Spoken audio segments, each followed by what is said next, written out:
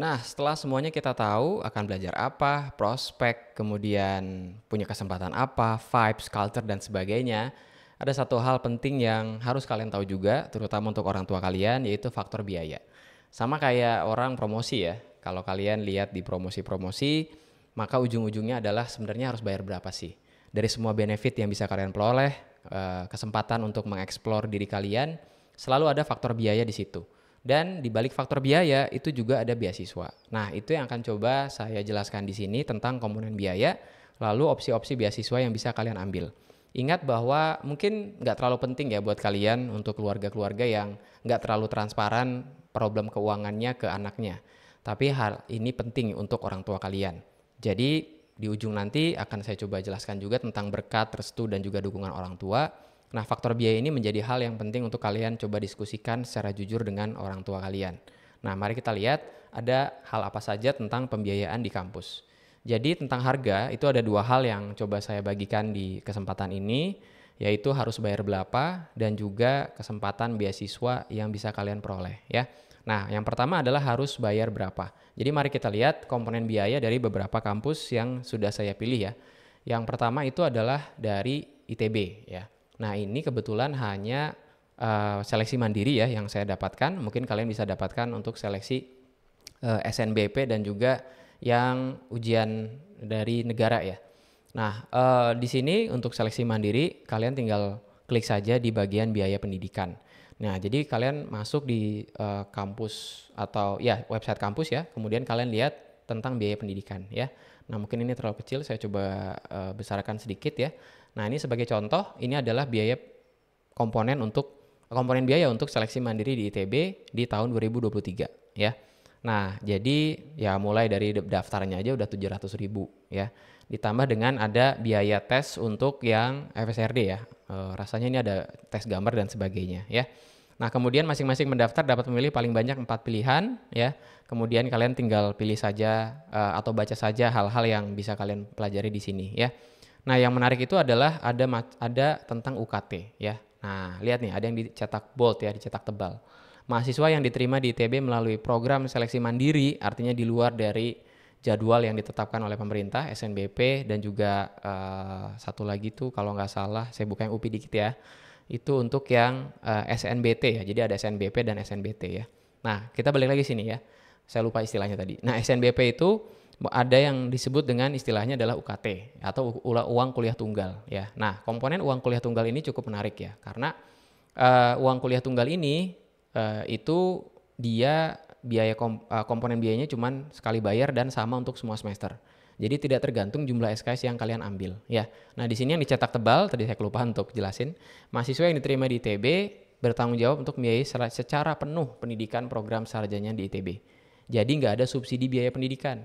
Artinya kalau kalian masuk di ujian mandiri itu nggak ada subsidi. Ya, karena UKT itu kalau SNBT dan SNBP itu bisa ada subsidinya, tergantung dari tingkat ekonomi mahasiswa ya.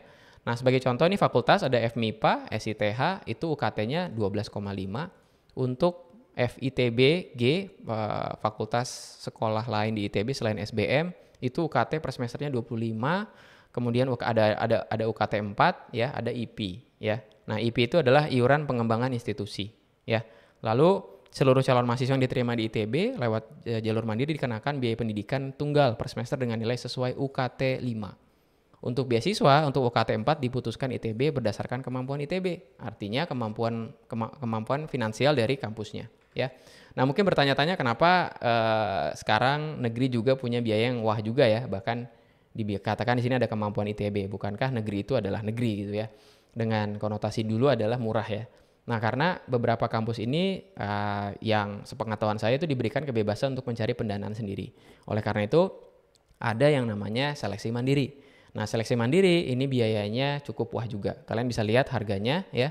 Itu mulai dari 12,5 untuk yang FMIPA, SITH, meteorologi, oceanografi ya. Kemudian ditambah juga untuk selain prodi ini ya itu sekitar 25 juta ya. IP-nya itu adalah minimum ya.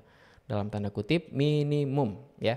Nah, ini tentang seleksi mandiri yang di ITB. Nah, saya coba berikan contoh komponen untuk SNBP dan SNBT dari Universitas Pendidikan Indonesia yang sangat kecil ya kalau dibandingkan relatif dengan yang ujian mandiri.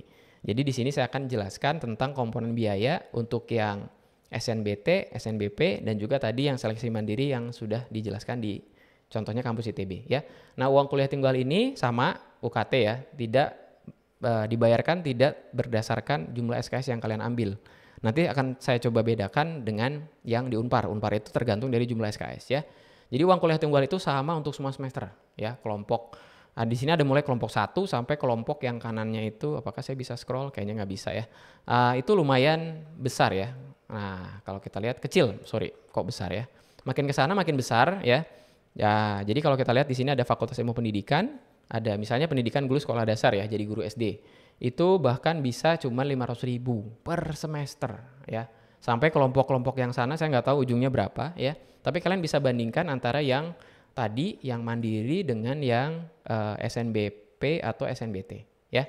Nah, itu dari kampus negeri ya. Nah, sekarang kita lihat yang swasta. Yang swasta sebagai contoh ITB, bukan ITB negeri ya. Unpar ya, Universitas Katolik Parahyangan ya.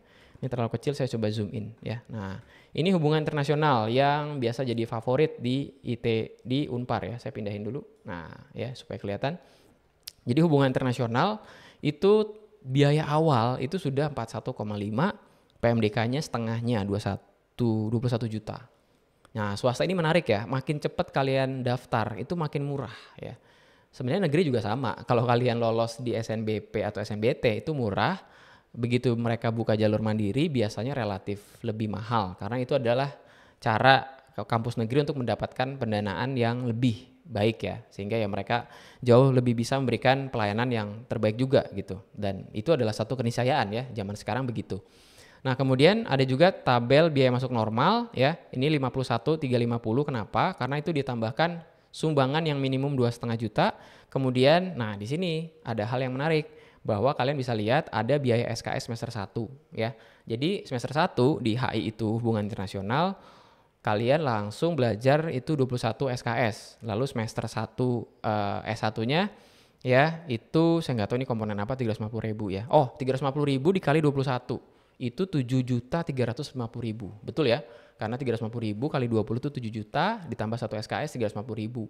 Dan itu lumayan wow. Artinya kalau kalian masuk HI itu bayarnya 51.350. Ini untuk tahun akademik 2023-2024 ya. 2024-2025 inflasi pendidikan itu adalah salah satu inflasi paling tinggi. Jadi kalian tinggal kalikan mungkin ya 7-10% setiap tahunnya. Wow, makanya kuliah yang bener ya. Orang tua kalian tuh biayain gede banget ya. Nah kemudian, sekarang lihat di sini ada total biaya masuk per gelombang. PMDK itu adalah penyaluran minat dan bakat kalau nggak salah. Itu biayanya 30. Lalu SM1-nya 36, 30 itu datang dari mana? Datang dari 21 ditambah 2,5 ditambah yang ini. Ya enggak? Iya ya, harusnya kalau kalian hitung ya. USM1 36 sampai UTBK. UTBK itu artinya kalian sudah tes UTBK tapi ternyata enggak lolos di negeri, pakai hasil ujian itu harganya 51.350. Wow. Artinya kalau kalian udah punya niat, udah survei semuanya tentang kurikulum, prospek, bisa belajar apa, kalian bisa milih yang daftarnya paling cepat ya, yaitu masuk swasta. Cuma masalahnya swasta itu kadang dijadikan cadangan ya, artinya kalian tetap berjuang masuk negeri, sayangnya banyak universitas yang tidak mengembalikan uangnya. Jadi misalnya kalian daftar di PMDK, diterima di salah satu jurusan di Unpar, ternyata tenggat nih ya, puji Tuhan ya, syukur alhamdulillah kalian diterima di negeri. Nah uang itu nggak bisa kembali. Ya, jadi lumayan ya, itu tergantung strategi kalian dengan orang tua ya. Nah ini dari Unpar. Nah sekarang kita lihat BINUS. BINUS itu saya juga baru lihat komponen biayanya sebagai contoh. Mari kita lihat yang Artificial Intelligence ya. Artificial Intelligence itu masuknya biaya kuliah semester 1 24, ditambah biaya lab, ditambah biaya peralatan, ya ditambah sumbangan ya. Kalian tinggal lihat aja ya cara bacanya, mungkin ini juga perlu belajar ya gimana cara bacanya ya. Misalnya, ini lokasi kuliah di Kemanggisan ya. Katakanlah cyber security, ya biaya kuliah semester 1, lab, biaya peralatan ya. Ini kalau ditambahkan, ini ada bahkan biaya sumbangan ya. Wow. Jadi ya kalian bisa pelajari saja ya untuk kampus yang kalian inginkan. Ini komponen-komponen biaya yang harus diketahui oleh orang tua ya. Nah, sekarang kalau kita lihat komponen selanjutnya itu ada yang disebut dengan beasiswa. Ada nggak sih kesempatan beasiswa? Itu ada banyak ya. Nah, sekarang kita lihat ITB ya. Nah, ITB ini kalau saya lihat di internet, mereka memberikan search yang paling atas itu adalah satu webinar ya tentang beasiswa dari Subdirektorat Beasiswa Direktorat Kemahasiswaan ITB ya. Nah, kalau kita lihat di sini kalian mungkin ini ada rekamannya ya. Saya nggak tahu apakah kalau kalian scan di sini dapat rekamannya ya. Tapi kalau kalian lihat di sini, ini terdapat beragam jenis biaya yang bisa dimanfaatkan oleh mahasiswa. Beasiswa UKT, UKT itu uang kuliah tunggal, jadi nggak 12,5, makin kesini makin murah ya. Tapi ingat, jalur mandiri nggak dapat ini kalau kita bandingkan dengan informasi yang kita cari, yang kita dapatkan di sebelumnya ya. Kemudian beasiswa biaya hidup, beasiswa bantuan tugas akhir ya. Biasanya tugas akhir itu perlu suplai makanan lebih, kemudian mungkin ada yang beli alat ya. Nah itu ya. Lalu menurut statistiknya mereka, Direktorat Kemahasiswaan, ada 12 mitra beasiswa pemerintah. Jadi ada pemerintah kasih beasiswa, baik itu dari BUMN atau ya yang dimiliki pemerintah, ditambah 58 mitra beasiswa non pemerintah. Ini biasanya dari perusahaan ya. Dan ini kalian tinggal cari saja informasinya. Kalau ada kenalan yang pernah dapat beasiswa, tanya sama dia ya. Nah, sekarang kita lihat informasi beasiswa dari Unpar ya. Nah, Unpar ini punya value yaitu preferential option for the poor ya. Artinya keberpihakan kepada yang lemah ya. Nah, mari kita lihat jenis beasiswa. Di sini ada beasiswa silih asuh. Ini untuk yang keterbatasan finansial. Yang kedua ada yang disebut dengan Project Unpar ya, meraih predikat juara. Jadi kalau kalian pernah ikut lomba di Unpar, kalian bisa pakai Project Unpar ini ya. Jadi kalian bisa dapatkan biaya yang lebih murah ya.